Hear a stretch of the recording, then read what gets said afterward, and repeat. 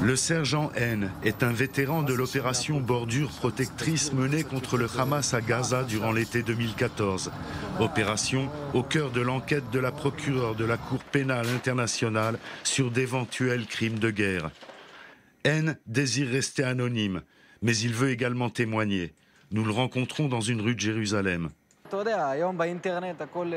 Je suis un simple soldat. Ma famille vit à l'étranger. Avec les vidéos postées sur Internet, quelqu'un peut m'identifier et porter atteinte à ma famille. Il y a beaucoup d'antisémitisme là-bas. En juin 2014, N est en fin de service militaire dans le bataillon Shaked de la brigade d'infanterie Givati. Il est rappelé dans son unité pendant les 50 jours de combat. Il se trouve dans le secteur de Khan Younes, Dir el-Balach, au centre de la bande de Gaza. J'étais conducteur de blindés. J'étais chargé de transporter les troupes des zones de rassemblement sur la frontière aux zones de combat et les blessés évacués. Je n'ai pas vu de civils de près. Les civils s'étaient enfuis depuis longtemps. Ceux qui s'approchaient de nos positions étaient probablement des terroristes.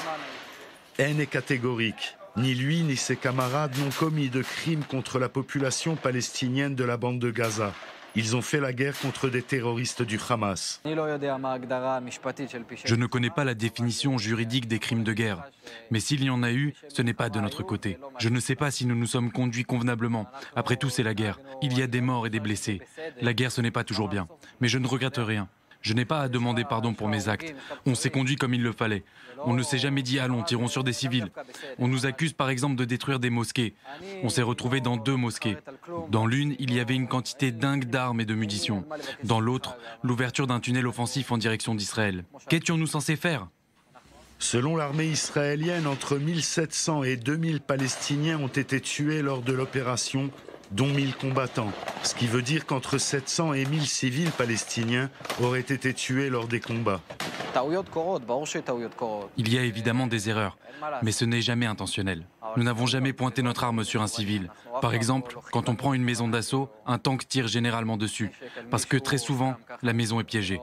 Mais là, on avait détecté des mouvements dans la maison, et le tank n'a pas tiré à cause de la présence supposée de civils. Le commandant et mon ami ont pénétré dans la maison. Il n'y avait pas de civils. Par contre, un terroriste y était embusqué. Le commandant a été blessé. Mon ami est mort. Il aurait dû célébrer son anniversaire hier. L'armée israélienne a ouvert des dizaines d'enquêtes des suites de l'opération Bordure Protectrice. La plupart ont été classées. Selon l'armée, il n'y avait aucun soupçon raisonnable d'infraction pénale par les forces de Tsahal, dans la plupart des cas examinés.